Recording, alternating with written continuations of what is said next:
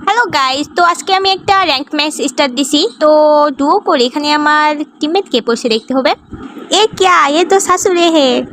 Guys, তোমরা কে কে enemy দেখো এটা আমারে অবশ্যই জানাবা। আমি কিন্তু অনেক বড় একটা এনিমি ফ্যান। হ্যাঁ গাইস, আর শাশুড়ি যখন ফার্স্ট টাইম দেখছিলাম সিরিয়াসলি ক্রাশ খেয়ে গেছিলাম।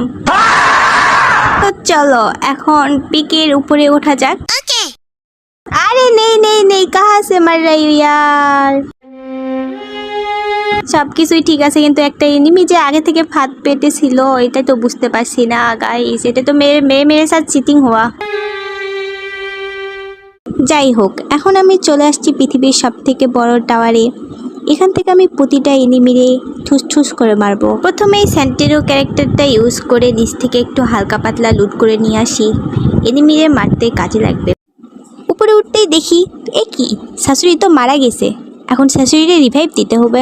নিজের জীবন বাজি রেখে নেমে পড়লাম শাশুড়িরে রিভাইভ দিতে। আশেপাশে এত এনিমি। এখানে একটা এনিমি মনের আনন্দে লুট করছে। ও কি ভুলে গেছে এই ম্যাচে তাসলিম পড়ছে?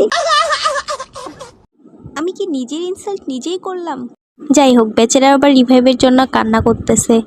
বললাম কান্না টান্না করিস না, আমার খেলা দেখ। দেখ তাসলিম কিরকম খেলে। ইয়ার মে তো প্রো প্লেয়ার হো গিয়া। আরেকজন তো পিছে থেকে এসে আমার এই স্পের 12টা বাজাই দিল। তো এখানে শাশুড়ি আমারে বট বলে 1 vs 1 এর একটা কাস্টম চ্যালেঞ্জ দেয়। আর তোমরা যদি কেউ কোনো চ্যালেঞ্জ দিতে চাও তাহলে অবশ্যই কমেন্ট করবা, আমি তা নিয়ে একটা ভিডিও বানাবো। ওকে, বাই বাই গাইস।